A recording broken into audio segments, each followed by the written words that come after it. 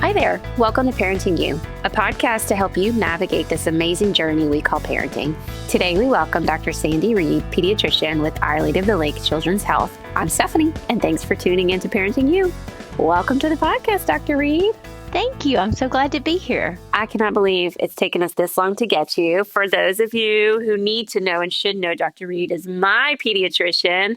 And so I am so excited to have you here today. Welcome. Thank you. I'm so glad as well. We're talking about screen time. And I know you have seen me and my girls in the doctor's office with screen time. You've seen other kids. You've seen your own kids grow up. And so I'm really excited to talk with you today about what screen time looks like and feels like, especially during the summer when our routines can change and screens can be a help, but also a headache for parents. So I'm looking forward to what you have to tell us. But why don't you start?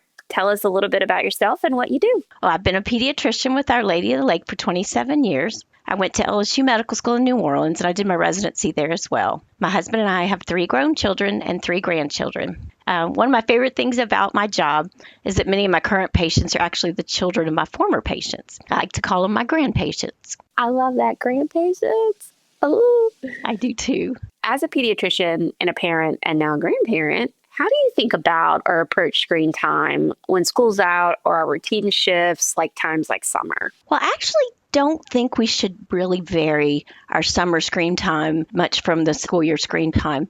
I think that we should keep our same boundaries and guidelines as we do. And those free hours that we get during the summer, I think we should use with better activities, with being outside and reading and playing and things that are more useful. During the summer, it's important to manage the screen time so we ensure that our children will still engage in other healthy activities and they'll avoid potential negative impacts. While screen time can be beneficial, it's important to balance it. We need outdoor play, social interaction, and lots of other activities that promote well-being. I think it's important that we set clear rules, we use parental controls, and we encourage active engagement. That can help create a healthy summer screen time routine. It's really important as a family to create a family media plan. Decide as parents what values and limitations do you have for your family in managing media.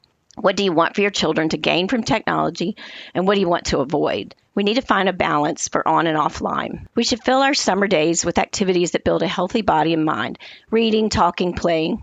We need to learn to balance play, sleep, and family time. I love what you said about a family media plan. Right. The AAP has guidelines for how to create your family media plan. It's a whole website on it. I love what you're saying about a family media plan. It sounds like we could be a little bit more proactive with how we want to approach screen time and technology rather than there just being hard and fast, no rules. Like I think we could think outside the box for that. So I love that. Absolutely. Absolutely. What are some health concerns you see when kids spend too much time on screens? Well, we see delays in social skills, sometimes a poor school performance, definitely behavioral problems, anxiety and depression. And really, there's a lot less time for reading, exercising, and spending time outdoors. It gives us less time for creativity and imagination, less interaction with all our family and friends. And also, it can lead to sleep disturbance and even obesity. Screen time just gives us too much instant gratification. The real world offers external stimulation that our children's brains need for the neurons to connect, so they can develop the skills for vision, hearing, and language. Think of a child watching a video versus a parent reading a book to them. Rather than having to focus and imagine that story, the device provides everything. Kids need the imagination to help develop their cognitive function. Too much screen time also limits kids' interaction with people. That leads to stunted development of the frontal lobe. That's the part of the brain that's needed to decode social interactions. And that makes it difficult for our children to develop empathy and to read facial expressions and social cues. Watching a screen can be a lot. Colors, sounds, and stories come at a fast pace, lead to overstimulation of the brain, even releasing a stress hormone called cortisol. Screen time can also lead to the release of dopamine, which can overact the brain's reward system and immediate gratification. That's interesting, thinking about the difference between interacting with something on the screen versus kind of hearing a story and using your imagination. Kind of things are being fed to you rather than you creating these worlds in your head. And also when your parent is speaking to you in person, I mean, you're watching how to learn to speak. You're seeing the teeth and the tongue and the chin and the eyes. And there's that pause when you're in a conversation. You pause and they wait for you to communicate back. And that we just don't get that from a screen. Well, is all screen time created equal? Do you think it matters what the kids are watching or doing on screens? Like, is there a difference between watching YouTube video after YouTube video versus a learning app or a TV show? Absolutely. How can we think about this? Well, there's several different ways to look at screen time. There's passive screen time, which involves mindless consumption of content without any significant cognitive or physical engagement. That would be something like watching TV or just scrolling on social media. Whereas active screen time includes activities that require us to use cognitive or physical interaction. That would be like an educational video game or digital art.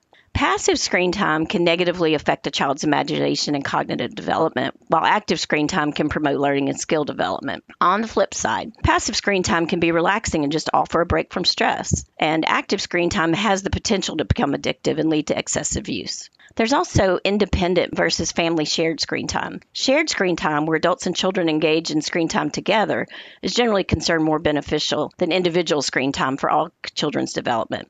Shared screen time allows for guided learning, interaction, the development of social and cognitive skills.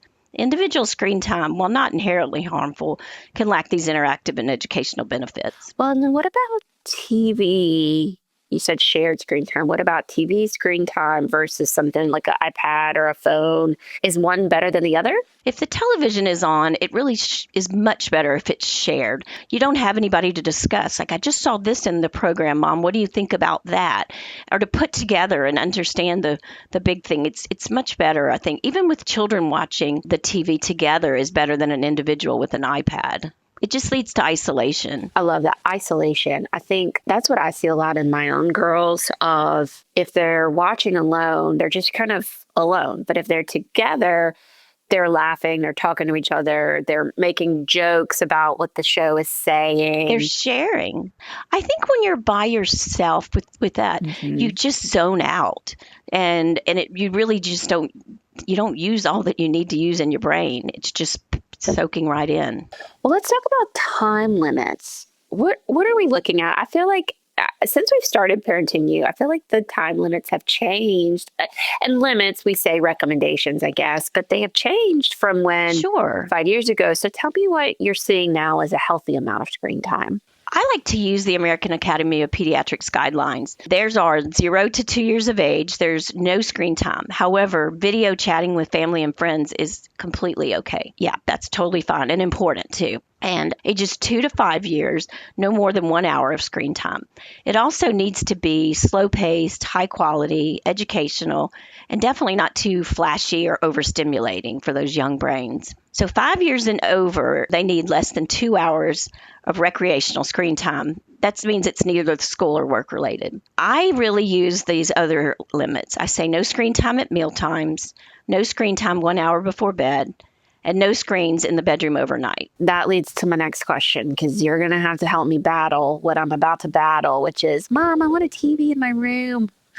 So again, it's that isolation. I don't think a TV in the room is a good idea. I think that media should be out in open spaces. I think it's better to be in family spaces. So there are times I think that it is appropriate to have a computer and be doing homework, and you may need to be able to be focused and maybe be isolated. But when we're using screens for entertainment or even research on something fun, I think that should be shared. Expecting a new baby? Meet your future pediatrician with a free visit before baby is born. A visit with one of our exceptional pediatric primary care providers is the perfect way to get to know your baby's future doctor before the big day. And it's not just for new parents. If you're new to the area or you're looking to switch providers for an older child, you can schedule a free meet and greet too. Our team of elite pediatric experts is here to support your family's health from day one. Find your perfect fit today and schedule your visit at ollchildrens.org. This may go back to the kind of family media plan we were talking about earlier, but any advice to help parents set good boundaries? I feel, especially in the summer, it feels like it's a constant battle. Mom, can I do this? Dad, can I do this? How do you guide parents on setting boundaries that are beneficial for both parties, I guess we could say? So again, I'd go back to your family media plan. If you have it written down, I think it's important to have discussions with your children about why you have these boundaries. It's for their well-being and development. Have open conversations about screen time and the habits and the importance of balance. If you set your guidelines and you stick to them and you're very consistent, you're less likely to get the negative feedback. Kids need to know what to expect. And every day that you do it the same way, they know not to even ask. If we say we're not having any screen time between 9 and 1 o'clock, and that's our plan and that's what we do, they're not going to ask between 9 and 1 o'clock. They're going to know that our screen time that we use is between 1 and 3 or whatever works for your family. And if they get the same thing each day, I think the consistency would keep that nagging away. I think that's important what you said about what works for your family. Because I know as a mom, sometimes I hear about what other families do. Like, we don't do screen time before lunch. Well, for me as a working mom, that may help me get through the morning meetings. But I say, well, is that the right way to go? Or should it be notification? It's what works for your family. It's what works for your schedule, for what you need to get done or what you want to do with them, whether it's watching a show together. I think getting rid of that guilt and shame part of it is important because you're figuring out what works for you. Right. And we have to be willing to adapt. If we've got gymnastics in the afternoon or we're on the basketball team, it makes it harder to not have that 1 hour of screen-free time before bed. So sometimes we have to make exceptions. But for the most part, if we stick with that schedule, stick with those boundaries, stick with that routine, and are very consistent, our kids will know. And I think that'll keep the battles away. Well, what are some simple ways parents can help kids take breaks from their screens, whether it's activities or some screen-free alternatives you like? What do you think? Well, too much screen time can take the place of playing for children. They just need to be outside, enjoying nature and the outdoors. Our kids really need to have curiosity, play, and imagination. One thing you can do is have all the creative supplies available and easy to reach. Have crayons and scissors and construction paper, glue, and feathers. For the older kids, you can get origami books, recipe books, art supplies. Get out and take a bike ride or go on a nature walk.